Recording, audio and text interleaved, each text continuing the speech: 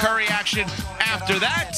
Hello, Michelle Smallman, Chris Canty, Evan Cohen. With you, Steph Curry, MVP of the mini tournament. Good morning, everybody. How are we doing today? Good morning. I mean, Steph Curry out there trying to outscore the entire Global Stars team by himself. That's right. There's a little extra spice at the end of that All-Star game with the current format. Like, it was clear that the Steph Curry OGs team had something to prove against the international players. Trying to put on for a city. Just a little bit. Just a little bit. I'm sad. I got to be honest. Why? I can't believe what has happened with the All-Star game. I mean, like, the format was definitely more competitive. There was definitely more of an effort. But I'm watching this last night, guys. I didn't know who was on what team.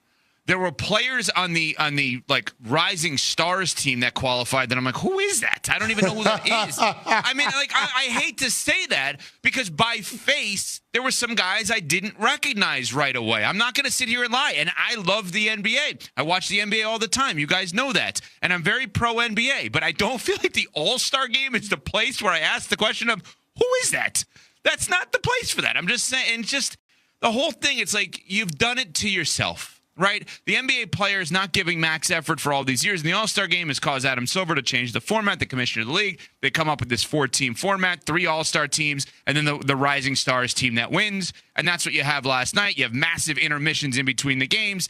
And it's just, it's kind of sad that that's what they've done to themselves here. I hate to say that, guys, but that's how I feel this morning.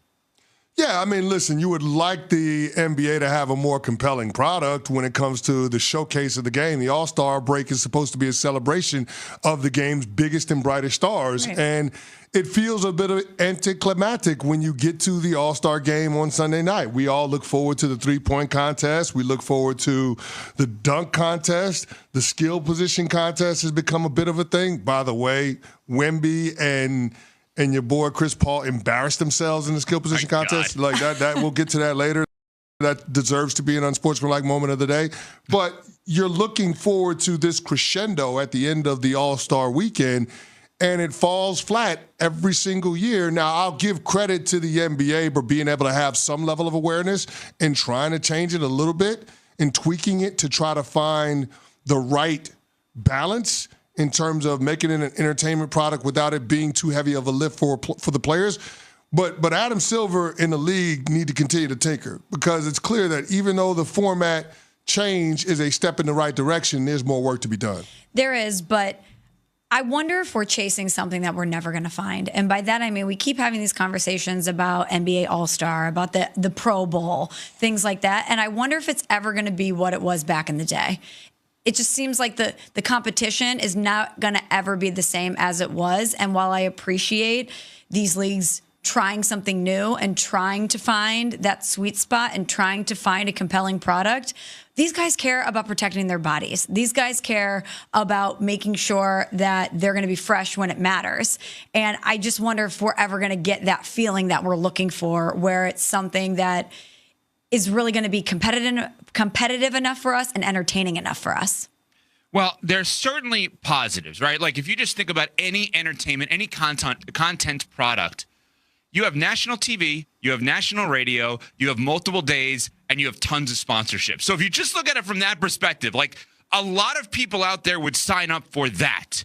But, and I hate to pinpoint one person on this, but if we are going to say over the last 10 to 20 years of the NBA, who's the most influential, important player in this league over the last 10 to 20 years, I would say it's LeBron James. It's not even a question. And I think from countless positives, how he acts, how he carries himself, the family man that he is, the businessman he is, his level of intelligence, how much he has impacted the game, where guys after the games want to put on a suit and tie and go into a boardroom and meet with the CEO and get that meeting and handle themselves beautifully. Like, that's the positive of LeBron James. Forget the basketball. He's unbelievable at that. But, like, so many positives. But if we're going to be fair, the dunk contest is not the same because of him, and the All-Star game is not the same because of him. And what I mean by that is everybody in his role before him, from Kobe Bryant, Vince Carter, Michael Jordan, Dr. J, all the most athletic player, face of the leagues, all did the dunk. He didn't. LeBron James has capitalized on the friendship era of the NBA, which means let's have fun as much as possible with people we like. That's great. Michael Jordan, Kobe Bryant were in the rivalry era of the NBA, which included the All-Star game. He is the most influential person in this league, and he has influenced the league where the All-Star weekend is no longer something of importance relative to competition. And I'm not trying to put it all on him, guys, but for me, that's the way I look at it with LeBron James specifically. So you're saying LeBron James has ruined basketball? That's not what I said in any way, shape, or form. I'm just trying to pare it down. Not in any way, shape, or form did I just say that. What are you saying? I thought I was pretty clear. LeBron James has helped hurt All-Star Weekend because he does not participate in the dunk contest or never did. So anyone after him never thought that they had to because it wasn't like this rite of passage. And he's never really been overly competitive in the All-Star game like his predecessors were. And then last night, doesn't play and doesn't give them a heads up on not playing. So there was no replacement. And then I know, Cece, you were annoyed a little bit with the idea that he's taking the pictures and doesn't even put on the uniform last night. Yeah, I don't like the idea of him walking out with the All-Star game players on the podium and being announced, and he's in street clothes. Bro, if you're not going to play in the game, you don't need to be announced at the All-Star game. We understand that you made it All-Star team. Congratulations. And I get that there's a part of this that's perfunctory because you want the acknowledgement, and this is such a routine for you. But if you're not going to play in the game, step aside, let somebody else step on the podium. Right. Like, if you're not going to be a warm body that's out there running up and down the court, let somebody else get announced. That you don't need to do that. That's beneath you if you're LeBron. So that's the part that rubbed me the wrong way. But when it comes to the overall state of the NBA, I think that the All-Star game is supposed to be one of the opportunities the league has to build the anticipation for the second half of the season. And it just doesn't do that. Right? When we get around the All-Star weekend, we talk about who's on the All-Star team. We talk about the speculation about who could be joining who this coming summer. Yeah. We get into all of those things that are ahead of time, but it doesn't feel like there's an excitement or anticipation for the game, even though they keep changing the format. And something has to change about that because, like Evan said, the NBA is a product, and you do have sponsors that pay a great deal of money to put their name, to put their signage around NBA All-Star Weekend. And the last thing you want to do as the NBA is to have such a subpar product to disrupt any of it. For sure. And it should be something that we circle as appointment television, that we can't wait to see all these stars play together. And I completely understand where you're coming from, Evan, on LeBron James, the biggest star in the league, and the residual effect of him not participating. And that makes us arrive where we are today. But I also think, for everything LeBron has been and everything he still currently is, he's 40 years old. At this stage in his career, if you're still relying on LeBron James to make All-Star Weekend interesting, if his influence is so profound that him not playing in the game is going to ruin the product, that to me speaks to the league and the star power that the league has as a whole. And again, I don't want to take anything away from LeBron because he still is the face of the league. But at this stage in his career, shouldn't there be more people that we're more excited to see? That LeBron pulling out last minute shouldn't have this big ripple effect and make it that much less interesting? I don't know. I think it just speaks more to the NBA and the product that we have. Warriors forward Draymond Green was on the TNT broadcast last night and had this to say about that game last night that you're referring to, the All-Star game in the new format.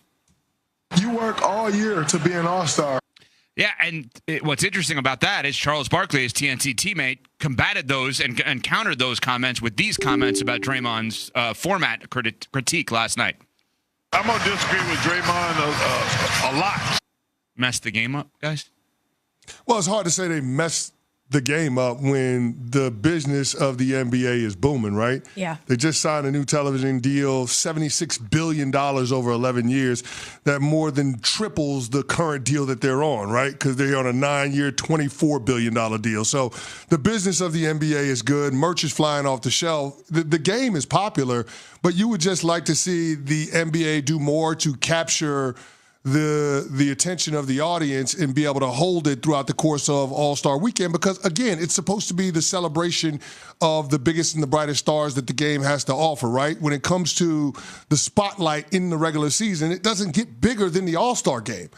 And the fact that it falls flat every single year without fail, I mean, as somebody that loves the game of basketball, it's a huge disappointment. And business is booming, but ratings are down, though. So I know that the TV deals are high. I know the merch is high, but I don't think people are as engaged right now as they have been in the past. And that's a real problem if you're the NBA. And I hate comparing everything to the NFL because the way that you say Patrick Mahomes, draw a line, everybody else, that's the way the NFL is when we talk about sports. It's the NFL, draw a line, everybody else, every other league. So it's hard to compare anything to the NFL. But I can't help but go there and think about how compelling the NFL is year after year after year, how there are stars that continue to rise up in the NFL that capture our attention in a different and more profound way than any other league. And when I think about the NBA, it doesn't seem to have the same hook to me that it used to have when we were growing up. And I hate to be like, oh, back in our day, but just from a competitive standpoint, it does not feel the same. But here's the thing, though, we're demonizing this generation of NBA player, and maybe it's just this generation of athlete. Because the NHL had the same problem, which is what prompted them to go to the format that they currently have, which is the 4 world teams competing in a tournament. We're seeing what happened with the NFL. They had to switch to a flag football format because nobody wanted to actually play a real football game. So we keep talking about the NBA players and LeBron James ruining the All-Star game. But it's just something that we're seeing across all of the major team sports that we consume in this country. So I'm not sure why the culture in professional sports is this way, but when it comes to being able to have these showcases to highlight the biggest stars in an all-star format, nobody is interested in being all that competitive. And I don't know what the solve is for that. But I do appreciate the fact that the NBA and Adam Silver, they are trying to tinker with it to find something that's better than what we've seen in the past. Mm-hmm. Well, the NHL may have helped in that. We will dive into that, plus more critique of the sport by members of the sport. That's not going to help either. We'll get to that next. We're on Sports.